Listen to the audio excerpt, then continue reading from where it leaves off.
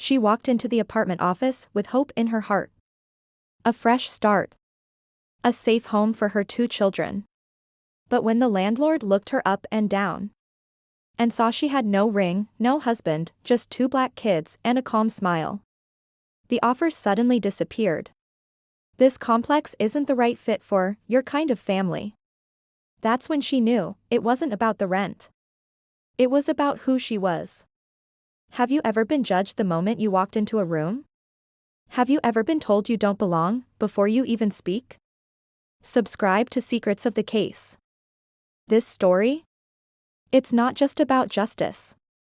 It's about dignity and the twist that turned the whole courtroom silent. Danielle Pierce, 34, had finally found peace after a chaotic year. She had left a toxic relationship, gotten certified in cybersecurity, and landed a new job across the city. A new job. With 2 young kids, Micah, 8, and Layla, 5, she needed a stable home close to work and school. She found the perfect apartment, Fairview Heights. Quiet. Gated. Good school district. She toured the unit, loved it, and submitted all her documents. The leasing agent, Karen Whitmore, had smiled politely until Danielle mentioned her status. Yes, it's just me and my 2 kids. I'm a single mom. The smile faded. Karen's tone cooled. Oh. I see. Well, I'll speak to management and let you know. 2 days later, Danielle received an email. Thank you for your application. After review, we regret to inform you that we cannot offer you tenancy at this time. We have stricter family structure policies. Danielle blinked. She met the income requirement.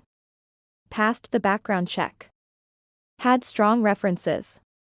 What family structure policy? She called the office. Karen answered, tight-lipped and vague.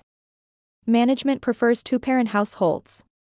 You know, stability is important. Danielle's voice shook. So, because I don't have a husband, my children and I don't deserve a roof over our heads? Ma'am, please don't make this about race or your personal situation. But it already was. Danielle wanted to walk away. She'd been denied too many times for too many things. But something about her daughter Layla whispering, "Mommy, will we ever have a house with flowers?" lit a fire in her. She began documenting everything. The rejection email. Screenshots of listings still open. A voice recording of a neighbor saying they had seen a white single mom move in recently. She called a legal aid center. They listened. And they called it what it was, housing discrimination. Danielle filed a formal housing discrimination complaint. It made the news. She was nervous, but resolute. In court, Karen tried to defend her actions. We don't deny based on race or family status. We simply prioritize stability. The judge raised an eyebrow. So being a single mother automatically implies instability? Danielle stood and delivered her testimony. Calm. Poised. Unshaken. I work full-time. My children are well cared for. I paid a deposit and passed your screening. The only thing I lacked was a husband. And in your eyes, that made me less.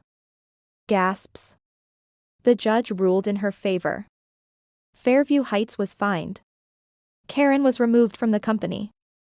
Danielle was offered tenancy, but she refused it. Why?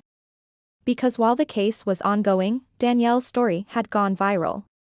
A woman from a local tech firm had seen her speech and said, if she can defend her rights like that, she can definitely lead a team. Danielle was offered a senior IT position. With it came a housing allowance, and enough funding to put a down payment on her own condo.